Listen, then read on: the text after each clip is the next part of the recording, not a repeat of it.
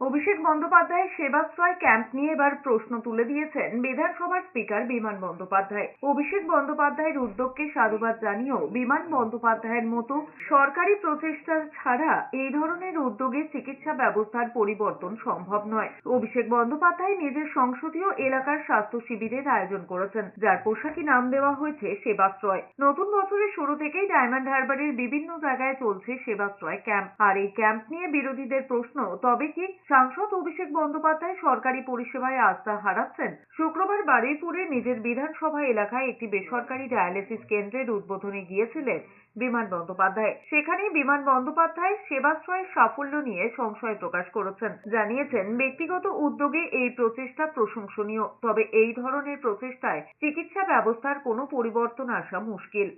সরকার তার নিজের মতো পরিষেবা দেবেন। অভিষেক তার নিজের প্রচেষ্টায় একটা চেষ্টা করেছেন এবং চেষ্টা করে ভালো প্রচেষ্টা, তাকে আমি ধন্যবাদ জানাই।